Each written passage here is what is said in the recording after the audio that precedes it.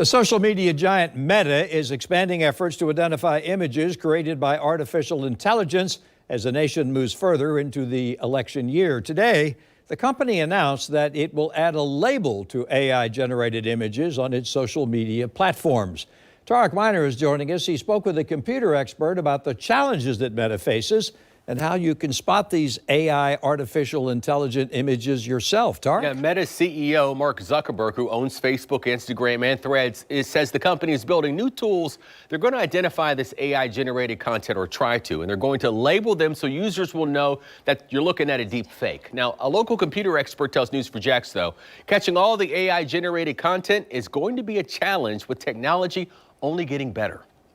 It's not just the United States election season that Meta is concerned about. It's elections all around the world that could fall prey to the influence of artificial intelligence. The issue of altered images has been a topic of discussion at the White House. We are alarmed by the reports of the circulation of images that you just laid out, false images to be more exact, and it is alarming. Meta is working with other companies to create industry-standard invisible watermarks to identify any image created by artificial intelligence tools.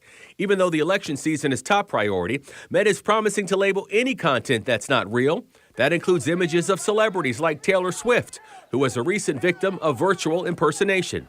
Meta's new labels will roll out across Facebook, Instagram, and Threads in multiple languages. Meta has already applied a similar label to images created with its own AI generator tool. Audio and video generated by AI won't be automatically labeled just yet because Meta says the industry isn't including the data in those items.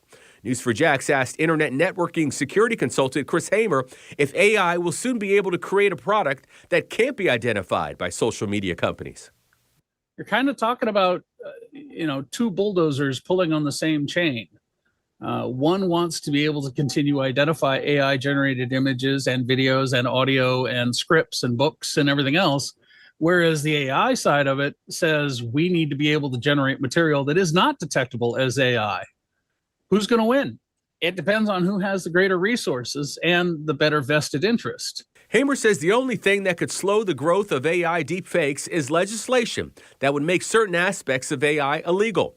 So how can you determine if what you're looking at online is real or fake? Hamer says the first step is to change your overall mindset when viewing everything online. Critical thinking it's difficult. And in some cases, it leads you to be rather cynical. And you take all the beauty out of something that really just exists to be beautiful. To spot a deep fake, experts say look for unnatural eye movement or a lack of eye movement, like no blinking. AI has a hard time generating the natural movement of hands. Watch for unnatural facial expressions or a lack of emotion. Awkward-looking body posture is also a telltale sign, along with teeth or hair that doesn't look real. And inconsistent audio and noise can also signify a deep fake. Hamer sums it up like this.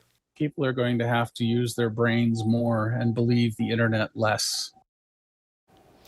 Meta is expected to roll out their new labels for AI-generated images in the coming months. Joy?